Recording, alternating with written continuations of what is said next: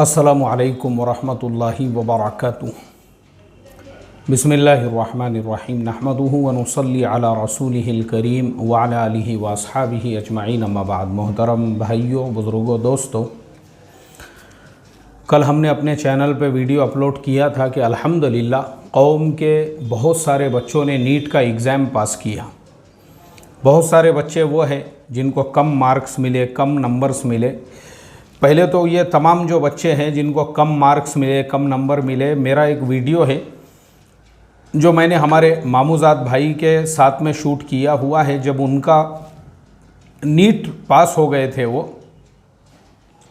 और पास होने के बाद में जब उनका MBBS के लिए नंबर लगा था, अभी अल्हम्दुलिल्लाह उनका MBBS मुकम्मल हो चुका है, कंप्लीट हो चुका है। यानी ये वीडियो भी हमारा 4 साल पुराना है। तो आप लोग जो है ना, जो बच्चे जिनको कम मार्क्स मिले हैं, कम नंबर मिले हैं, तो वो इससे एक सबक हासिल कर सकते हैं कि भाई अगला जो साल है उसके लिए हम कैसी तैयारी कर सकते हैं, कैसा प्रिपरेशन कर सकते हैं। उसके लिए आपको एक गाइडेंस मिलेगा। क्योंकि मैं हमारे जिस मामूज़ाद भाई की बात कर रहा हूँ, उसने भी 3 मरतबा ये एग्ज़ाम दिया था और तीनों मरतबा में उसको कम नंबर मिले थे। फिर उसने अपना मोबाइल फ़ोन बाजू में रख दिया और पूरा फोकस अपने स्टडी पर किया। यानी किसी से कोई ताल्लुक़ नहीं, किसी से कोई रिलेशन नहीं, बस अपना खाना खाना है और उसके बाद स्टडी करना है, नमाज़ें पढ़ना है। नमाज़ों से आ गए तो फिर वापस अपने मुताले में लग गए। तो इस तरह से उसने उसका जो डेडिकेशन था, बग़ैर किसी क्लासेस के, एक छोटे से खेड़े गांव के ज़िला परिषद स्कूल में मराठी मीडियम से पढ़ा हुआ बच्चा, अल्हम्दुलिल्लाह उसने नीट को फिर चौथी मरतबा में पूरी तरह से कामयाब किया। उसको फ्री गवर्नमेंट MBBS सीट मिली। अब वो मुकम्मल डॉक्टर बन चुका है। तो आज की तारीख़ में मेरी अपनी फैमिली के 4 बच्चे, जो मैंने बताया आपको, एक मामूज़ाद भाई, उसके बाद में एक मेरा खालाज़ाद भाई, उसने भी 3 मरतबा एग्ज़ाम दिया, तीनों मरतबा में कम नंबर मिले। फिर उसके बाद उसने अपना गाँव छोड़ दिया, दूसरे बड़े शहर में गया और वहाँ जाने के बाद जो क्लासेस उसने लगाया था, वो क्लासेस और पूरा डेडिकेशन उसका 100% पूरी तरह से उसने उस पर फोकस किया। और उसके बाद जब उसने नीट का एग्ज़ाम दिया तो माशाल्लाह कामयाब हो गया वो बच्चा भी। आज मेरे ख़्याल से उसका ये दूसरा साल है, वो 2nd ईयर में है। तीसरा जो बच्चा है वो भी मेरा खालाज़ाद भाई, और उसका पिछले साल यानी गुज़िश्ता साल नंबर लगा, और एक ऐसे फैमिली से बिलोंग करता है, ना उसकी वालिदा हायर एजुकेटेड है, ना उसके वालिद साहब हायर एजुकेटेड है, अपना वेल्डिंग वगैरह का काम करते हैं वालिद साहब। वालिदा जो है अपनी जो घर गृहस्थी है उसका काम करना जानती है। यानी कोई भी पढ़ा लिखा नहीं है। उसके बावजूद उस बच्चे ने जो है ना, पूरा फोकस अपने एजुकेशन पे दिया, पूरा अपने तालीम पे दिया, पूरा ध्यान, पूरा तवज्जो। ये मोबाइल, ये व्हाट्सएप, ये यूट्यूब, ये टिकटॉक, ये इंस्टाग्राम, ये सब चीज़ों से दूर रहकर पूरा डेडिकेशन जब उसने दिया, माशाल्लाह उसको भी फ्री सीट मिली। और ये जो है उसका भी 1st ईयर है, और मैं समझता हूँ 1st ईयर भी मुकम्मल होने के करीब है। एक हमारी मामूज़ाद बहन, अल्हम्दुलिल्लाह उसने भी जो है पूरा अपने तालीम पे ध्यान दी, तवज्जो दी। अल्लाह के फजलो करम से गुज़िश्ता साल उसको भी फ्री सीट मिली, और मैं समझता हूँ ये 1 साल तो उसका भी मुकम्मल हो गया। यानी मेरे अपने घर के 4 बच्चे आज अल्लाह के फजलो करम से फ्री गवर्नमेंट सीट पर MBBS कर रहे हैं। उनमें से एक का पूरा हो गया, एक का 2nd ईयर है, 2 का जो है 1st ईयर हुआ। तो इस तरीक़े से जो है ना, मैं आपको जो गाइडेंस कर रहा हूँ, मैं आपकी जो रहबरी कर रहा हूँ, तो ऐसी हवाई फायरिंग नहीं है, बल्कि मैं आपको उस रोशनी में आपको बता रहा हूँ कि देखो, अगर आपके बच्चों का, या बच्चे अगर मेरी बात सुन रहे होंगे, क्योंकि मेरा जो वीडियो आने के बाद मुझे बहुत सारे स्टूडेंट्स ने भी मैसेज किए। किसने कहा मुझे 336 मिले हैं, किसी ने कहा कि मुझे जो है 400 मिले हैं, किसी ने कुछ कहा। देखो, मेरा जो आप लोगों को बताने का मकसद है वो यही है कि ना उम्मीद नहीं होने का। बाज़ औक़ात क्या होता है, स्टूडेंट्स ना उम्मीद होते हैं, अरे यार अब तो मेरा फ्यूचर ख़त्म हो गया। फ्यूचर ख़त्म नहीं हुआ, वो एक अटेम्प्ट था, आपने उसको किए, अब वो अल्लाह के हाथ में था। यानी अल्लाह चाहते हैं कि आप और अच्छे डॉक्टर बने, इसलिए अल्लाह ने आपको एक और साल दिया प्रिपरेशन करने के लिए, तो और एक साल अपने एजुकेशन पे आप ध्यान दो। तो मेरी कुछ बेसिक बातें हैं, ये माँ बाप भी ध्यान तवज्जो से सुने, और जो बच्चे चाहे वो नीट का प्रिपरेशन कर रहे हो, या वो सीईटी का प्रिपरेशन कर रहे हो, या फिर वो यूपीएससी एमपीएससी का, ये मेरी कुछ बातें। सबसे पहली चीज़, मोबाइल फ़ोन बिल्कुल भी, यानी आप ऐसा समझो कि आप मोबाइल के ज़माने में ही नहीं जी रहे हो। पहले ज़माने में मोबाइल वगैरह कुछ नहीं था, ऐसा समझो वैसे ही है। बिल्कुल आप उसकी ज़रूरत ही नहीं है आपको। हाँ, अगर आपको स्टडी के लिए मोबाइल चाहिए, स्टडी पर्पस से, यानी लैपटॉप है या मोबाइल है, बिल्कुल उसका इस्तेमाल करो। फालतू चीज़ें जो है ना, फालतू चीज़ें, सोशल मीडिया से अपने आप को दूर रखो। बाकी आप यूट्यूब के ऊपर बहुत सारे एजुकेशनल वीडियोज़ होते हैं, इसी तरह से जो है बहुत सारे डॉक्यूमेंट्स होते हैं, बहुत सारे पीडीएफ्स होते हैं, उसके लिए अगर आप इस्तेमाल कर रहे हो तब बहुत अच्छी बात है। तो पहली चीज़ तो ये है कि अपना पूरा फोकस उसके ऊपर होना चाहिए, यानी ये करने वाला काम। और जो नहीं करने वाला काम है, ध्यान से सुनो मेरी बात को, वो है अपने आप को पॉलिटिकल पार्टियों से दूर रखना। अपने आप को, आजकल बहुत सारी तंजीमें, बहुत सारी जमातें और बहुत सारे ऐसे जो है ना ऑर्गेनाइजेशन बन गए हुए हैं, जो हमारे गली मोहल्लों में हमारे नौजवानों को भड़काने का और उनको गुमराह करने का काम कर रहे हैं। हमारे बच्चों ने उससे सावधान रहना चाहिए। पॉलिटिक्स आपका काम नहीं है, पॉलिटिक्स आपका काम नहीं है। और हमारी कौम का भी मैं तो ये कहता हूँ सिरे से कि जो हमारे मुल्क में जो पार्टियाँ हैं, मुसलमानों ने वैसे ही पार्टियों के अंदर, चाहे कोई भी समाज का लीडर हो, जो अगर अच्छा काम कर रहा है ना, हमने उसको वोट देना चाहिए। हम बोलते हैं अपनी कौम को हम जो है आगे बढ़ाए, और अपनी कौम के इतने एमएलए रहेंगे तो वो हमारा काम करेंगे, और इतने एमपी। क्या एमएलए भेज के क्या करते तुम? अभी एक स्टेट के अंदर जो है 8 एमएलए जो थे, एक पार्टी से जीत के आए, बाद में दूसरी पार्टी में चले गए। क्या करते एमएलए? अपने भेज के मसाला लगाते उनको अचार का, कुछ फ़ायदा नहीं। देखो, ये सिर्फ हमारी सोच है, ये सिर्फ हमारी सोच है। मैं बहुत जिम्मेदारी से ये जुमला बोल रहा हूँ। मेरा पॉलिटिक्स पे जितना रिसर्च है, मैंने जो इसके अंदर रिसर्च किया हूँ, वो ये कि एक पॉलिटिशियन, चाहे वो नगर सेवक के इलेक्शन में खड़ा होता हो, या ग्राम पंचायत के, या फिर वो एमएलए के, किसी भी इलेक्शन में खड़े रहने दो, उसका मकसद सिर्फ़ और सिर्फ अपनी पॉलिटिकल दुकान चमकाना होता है।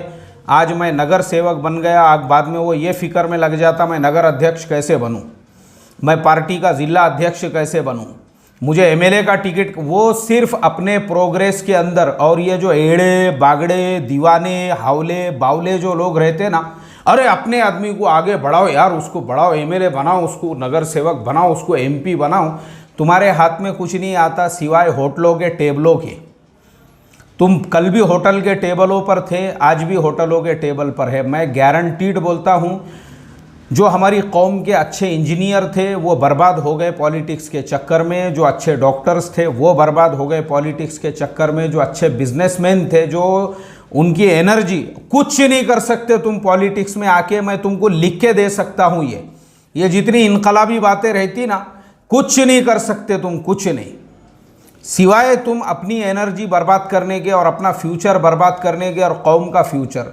तो हमारे ये जो बच्चे हैं ना, जिनमें बहुत कौम के लिए कुछ करने का जोश और जज्बा है, तो अच्छे डॉक्टर बन के खिदमत करो समाज की, अच्छे वकील बन के खिदमत करो समाज की, अच्छे एडवोकेट बन के करो खिदमत समाज की, अच्छे इंजीनियर बनो ना तो समाज की खिदमत करो, सबकी खिदमत करो, पूरे इंसानियत की, पूरे मानवता की। कौन मना किया तुमको? ये भी खिदमत का एक ज़रिया है।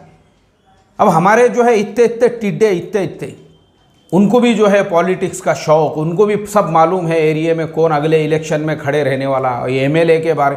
यानी हमारी मजलिसों महफिलों में सिवाय लीडरों की बड़ाइयों के कुछ नहीं किए हमने, अल्लाह माफ़ करे। और इसी में मुसलमानों के बच्चों का सबसे ज़्यादा फ्यूचर जो बर्बाद हुआ है।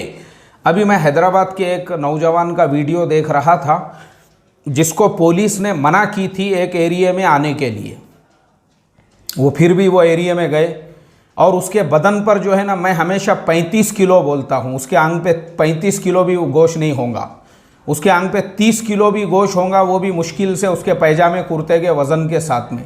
और बाद में पता चला वो अब भी जेल से भी जो है अभी थोड़े दिन पहले ही जेल में थे, उसके थोड़े दिन पहले ही आए। मगर लीडर बनने का जो शौक़ है, ये लीडर बराबर काम नहीं कर रहा, वो लीडर ऐसा कर रहा वैसा कर रहा, फलाने ने बयान दिया, उसके घर के सामने उसके गेट के सामने चले गए। अरे भाई पहले खा पी तू ज़रा अपनी जान को, गोश आएगा तेरे आंग पे, ज़रा कांटे के जैसी हालत है, थोड़ा सा आंधी तूफान आ गया तो उड़ के चले जाएगा वहाँ से।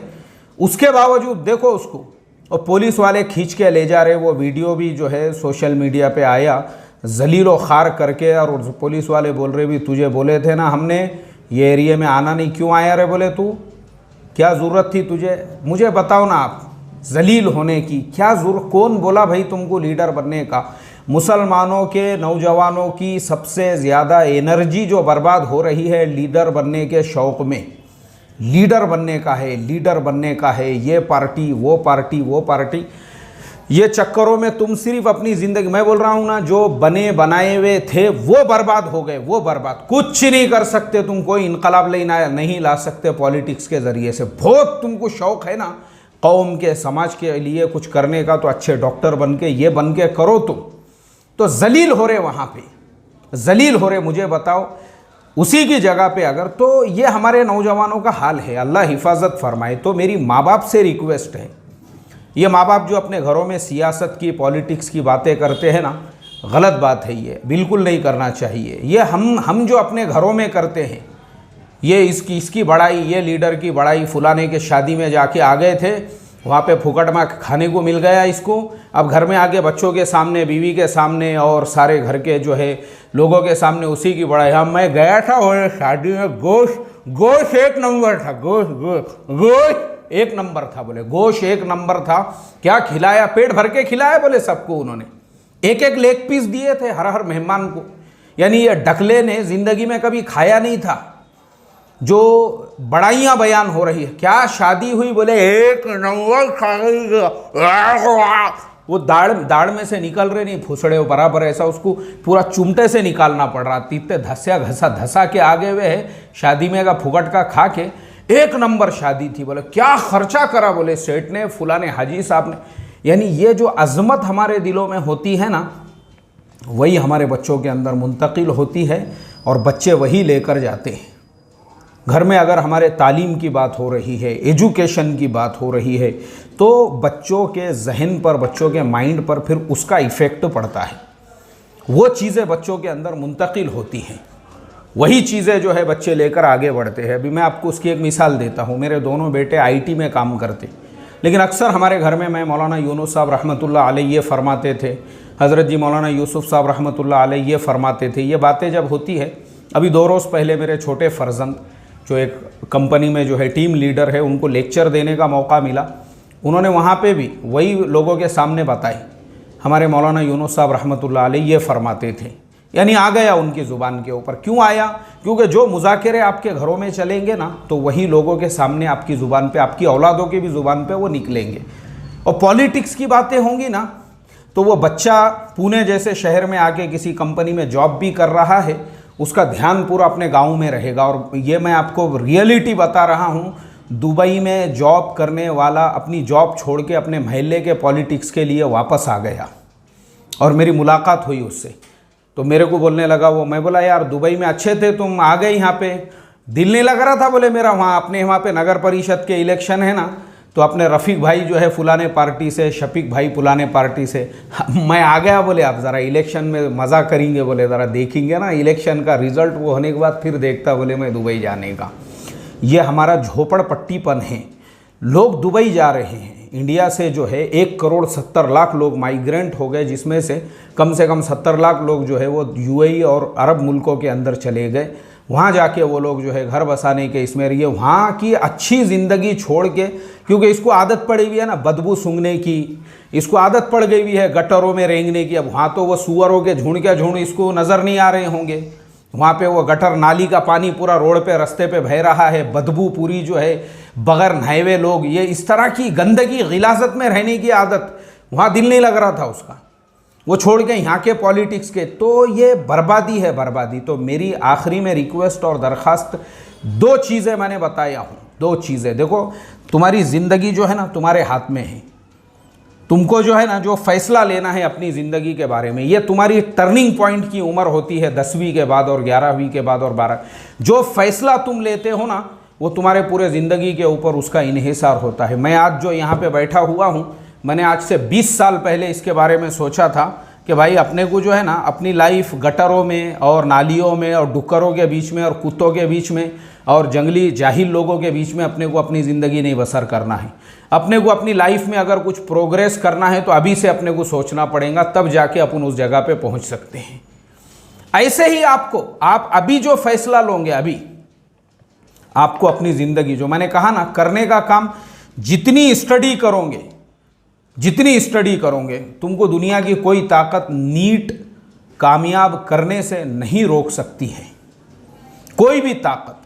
देख लो आप, जिन बच्चों ने नीट पास की है, कितने बच्चों की लिस्ट चल रही है। 4 हाफिज़ कुरान हैं।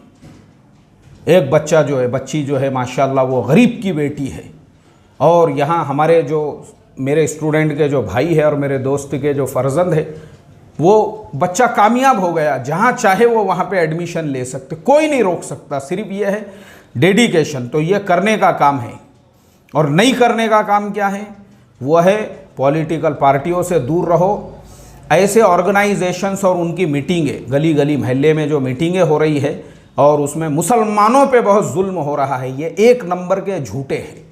1 नंबर के झूठे। इन्होंने 70 सालों से मुसलमानों को यही सिखाते आए, बताते आए, जुल्म हो रहा है, जुल्म हो रहा है।